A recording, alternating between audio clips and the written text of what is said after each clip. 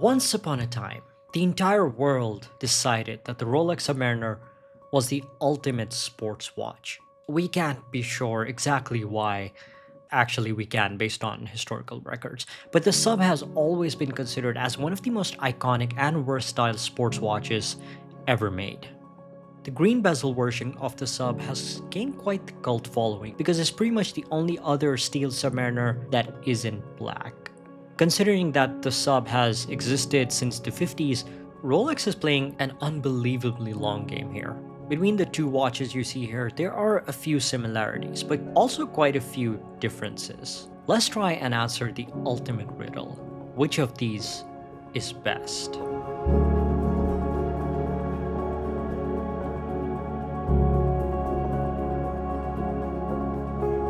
Check out Swiss Connection watches for your next watch. Also, do consider subscribing as it really helps. Thank you. Rolex isn't one to completely change their design. Instead, they prioritize evolution. It means that design-wise, changes are conservative. The benefit of this approach is that Rolex improves elements without needing to completely revamp the design. Think Porsche or Leica. Consistency in design is key.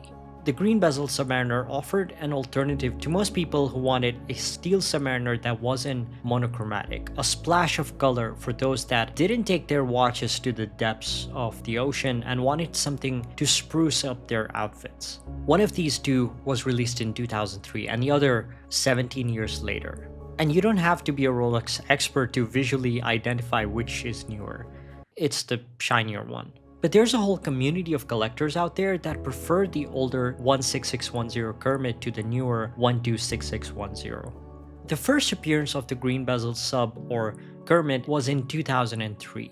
It was released as a special edition to celebrate the Sub's 50th anniversary.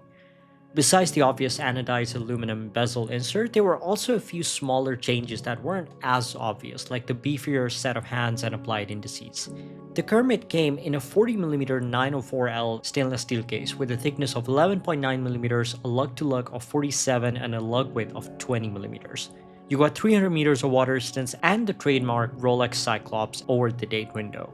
Inside the watch beat the automatic caliber 3135, giving us 48 hours of power serve and COSC certification, meaning that the watch was tested to have a reliable accuracy of -4 to +6 seconds per day.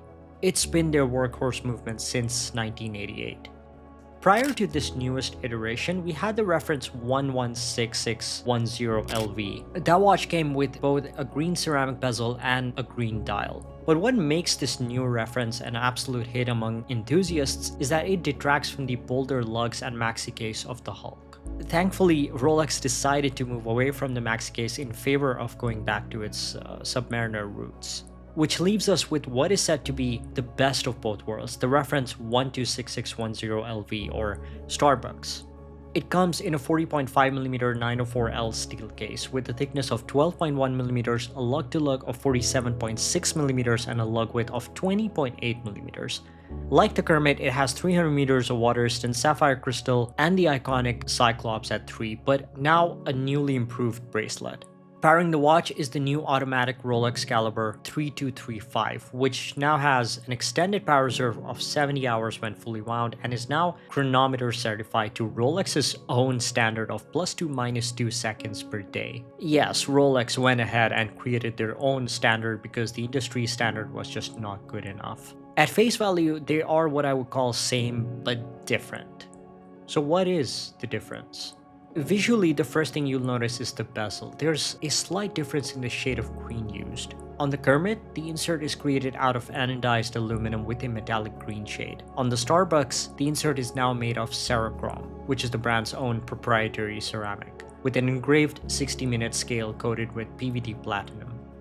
On the surface, the Starbucks is 0.5mm larger, which doesn't sound like much, but the wrist presence changes a lot, even if the difference is minute.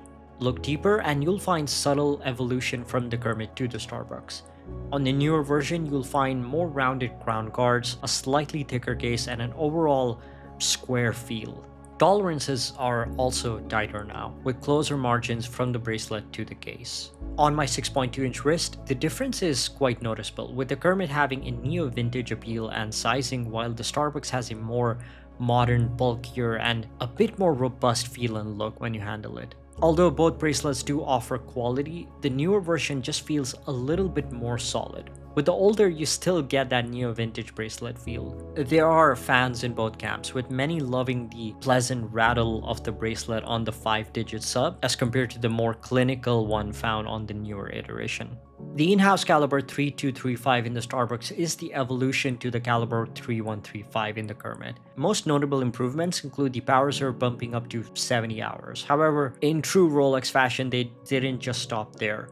It also features additional technical improvements such as the Chron Energy Escapement and Parachrom hairspring for higher efficiency, improved magnetic resistance, and a tighter tolerance for accuracy. In a way then, these Submariners are similar to the Porsche 911, an iconic design with a gradual evolution, each evolution geared towards making the perfect end result. They're boring and not boring at the same time, and that's exactly what the Rolex buyer wants from them. To know exactly what they're getting, how it's going to wear, and no helium escape valve at 10 that jumps at you when you least expect it to. The Kermit was the trailblazer of the green bezel Submariner. It had a modern flair to it at the time. Therefore, it cemented itself as one of the most sought after and loved versions of the green bezel Rolex. Although the 16610LV took what made the Kermit great and improved upon it even more, its pursuit of modernized perfection has resulted in a watch that feels much more refined, but also a bit too perfect. But that's where you get to personalize it with your own dings and scratches. Now I ask you, dear viewers, which of these two would you go for? Let me know in the comments. Thanks for watching, and I'll see you in the next one.